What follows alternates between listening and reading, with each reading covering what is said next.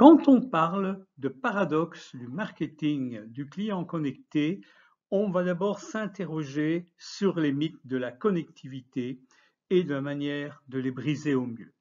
Ensuite, on va analyser ces différents paradoxes et finalement, on va se poser la question, en tant que marketeur, comment réaliser une stratégie marketing dans un monde paradoxal? La connectivité est sans doute le facteur qui a le plus modifié les règles du jeu dans l'histoire du marketing.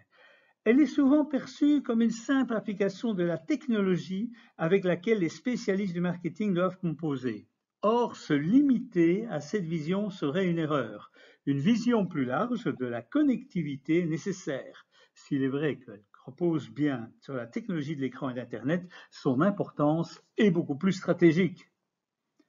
La connectivité transforme les comportements des consommateurs. Lorsqu'ils achètent en magasin, le consommateur analyse le rapport qualité-prix du produit et de cette manière va non seulement regarder la publicité télévisée, mais aussi utiliser par exemple son smartphone pour effectuer un certain nombre de recherches.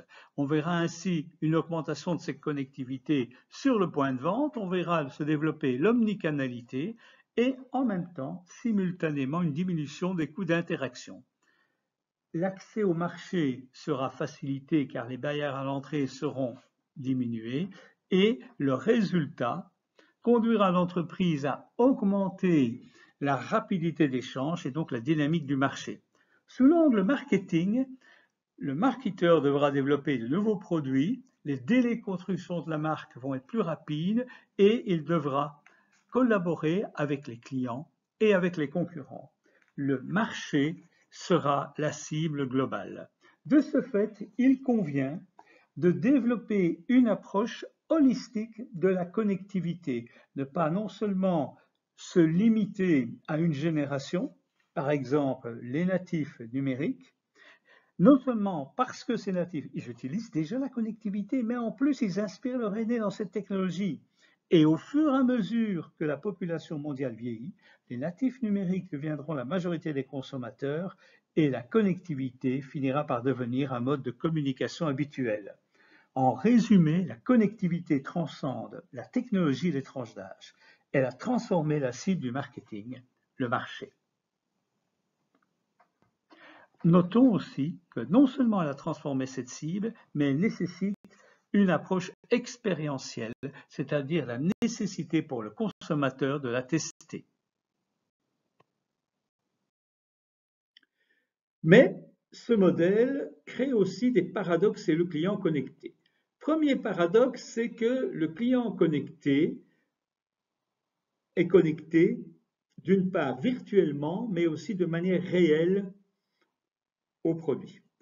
En effet, bien sûr, il va visiter le showroom traditionnel pour acheter son véhicule automobile, mais il pourra aussi consulter le webroom virtuel, le showroom virtuel, pour obtenir de l'information. La difficulté, c'est qu'il est difficile de savoir par quelle entrée le consommateur va se proposer de comprendre comment résonne le produit, et d'où la nécessité pour la plupart des marques de continuer à proposer les deux entrées, les deux types d'interactions.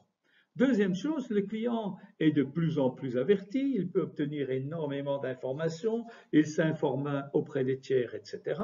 Et notamment, il écoute les avis des consommateurs. Mais paradoxalement, il est assez inexpérimenté puisque ces consommateurs qu'il écoute, il ne vérifie pas, il ne valide pas toujours qu'il s'agisse bien d'avis des consommateurs, d'une part, et voir si ce ne sont pas des personnes qui sont amenées à exprimer des avis au nom des consommateurs, c'est-à-dire de promouvoir la marque, et ensuite voir si ce sont des avis éclairés de consommateurs. Grosso modo, il a lu quelque part une information, il a l'impression que ça vient d'autres consommateurs, et donc de plus en plus, il est à l'écoute de ces avis, il a tendance à vouloir les appliquer. Troisième élément important, c'est le rôle que le consommateur va prendre dans le fait de faire connaître le produit. Il sera confronté au moment de la connectivité à savoir ce qu'il va faire de l'information. Va-t-il sur les réseaux sociaux promouvoir la marque ou au contraire la dénigrer? Donc cette promotion, ce dénigrement est de plus en plus spontané, c'est-à-dire que ce sont des réactions rapides du consommateur qui n'ont pas été demandées par l'entreprise, et c'est important, sinon elles n'ont pas le même type de valeur, et cela va influencer le choix du consommateur futur. Les répercussions de la connectivité sur les activités commerciales en ligne et les activités non connectées ne sont pas clairement définies. Mais je suis convaincu qu'elles ne remplaceront pas complètement les activités, les interactions réelles. De même, le marketing en ligne d'un type nouveau finira par remplacer les techniques marketing développées à ce jour. Je n'y crois pas. Je crois au contraire que ces interactions vont continuer à coexister pour offrir la meilleure expérience client. C'est la raison pour laquelle l'interaction de qualité va devenir le principal critère de différenciation. On parlera de personnalisation en ligne, de tablettes en magasin, de diminution des coûts d'interaction, des aides en vidéo et l'Internet des objets. Et on verra même apparaître des robots conversationnels, les chatbots. Alors bien sûr, les chatbots sont intéressants et la plupart des experts ne peuvent qu'apprécier finalement cette interface high-tech, une enceinte intelligente. Mais parfois, cette interconnexion des objets peut entraîner des conséquences inattendues. Ainsi, pendant le Super Bowl, aux États-Unis, Google a diffusé une publicité aux acteurs répétés OK Google, suivi d'un ordre, OK Google, l'instruction de démarrage de l'assistant domestique numérique. Et comme la publicité est répétée de nombreuses fois OK Google, suivi d'une instruction, les appareils domestiques se sont mis en route. Comme quoi, le contrôle des objets connectés peut parfois surprendre. Maintenant, il est important aussi de noter que le monde en ligne et le monde réel finissent par coexister et converger. On aura ainsi une convergence des médias. Ça permettra une communication marketing facilitée qui utilisera plusieurs technologies pour pouvoir communiquer. De ce fait, le parcours client, le parcours que suit le consommateur tout au long de sa découverte des produits jusqu'à leur achat et leur recommandation, devra développer des expériences qui lui permettront de mieux comprendre le sens des produits et de le recommander. Ce parcours type qui suit le client dans une relation et des interactions est le facteur clé de l'économie digitale. Il devient de plus en plus complexe car il comprend généralement les éléments offline et online, en ligne et hors ligne. Un second paradoxe que l'on rencontre, c'est le client averti est souvent opposé au client inexpérimenté. Les consommateurs d'aujourd'hui s'aguerrissent. Majoritairement, ils recherchent activement des informations sur leur marque. Ils prennent aussi des décisions d'achat plus réfléchies, plus avisées. Par contre, malgré leur niveau élevé de curiosité et de connaissance, ils ne contrôlent pas tout ce qu'ils peuvent acheter.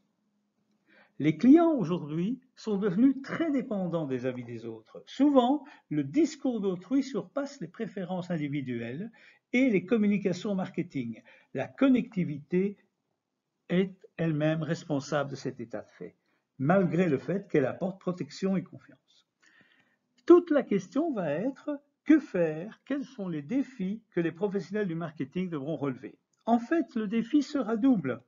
Tout d'abord, le spécialiste du marketing devra attirer l'attention du client. Il n'est pas évident pour une marque de convaincre un client grâce à une publicité de 30 secondes, ni pour un vendeur pour un argumentaire de 30 secondes. À l'avenir, il sera plus difficile pour une marque de transmettre son message. L'attention du client va se raréfier. Seules les marques capables de surprendre, d'émerveiller, retiendront l'attention suffisante des consommateurs. Ensuite, les professionnels du marketing devront créer, à l'intérieur des communautés de consommateurs, des échanges autour de la marque sans aucune garantie de contrôle de résultat. Les marketeurs devront s'assurer que lorsque le client demande à d'autres un avis sur la marque, ils trouveront des partisans honnêtes qui pèseront positivement en faveur du choix de la marque. La connectivité permet aux clients d'exprimer des opinions que d'autres consommateurs peuvent écouter. Elle modifie leur état d'esprit. Ces consommateurs souscrivent volontiers aux conseils d'inconnus susceptibles d'être plus crédibles qu'une recommandation des partisans d'une marque connue. De ce fait, la connectivité crée un environnement parfait pour conduire les consommateurs à jouer le rôle d'un avocat qui plaidera ou pas en faveur de la marque. Ce qui fait que la recommandation en tant que telle n'est pas un concept nouveau en marketing. Synonyme de bouche à oreille, il est devenu, au cours de la dernière décennie, le symbole de la fidélité. L'outil le plus connu d'ailleurs existe, s'appelle le Net Promoter Score. Mais bien que le concept ait prouvé son utilité, le score seul ne suffit pas. Tout comme la notoriété de la marque, le plaidoyer de marque peut être spontané ou suscité. Le plaidoyer de marque se produit lorsqu'un client, sans être incité ou sollicité, recommande activement une marque. En réalité, ce type d'engagement est rare et réservé aux supporters enthousiastes qui se transforment en partisans actifs.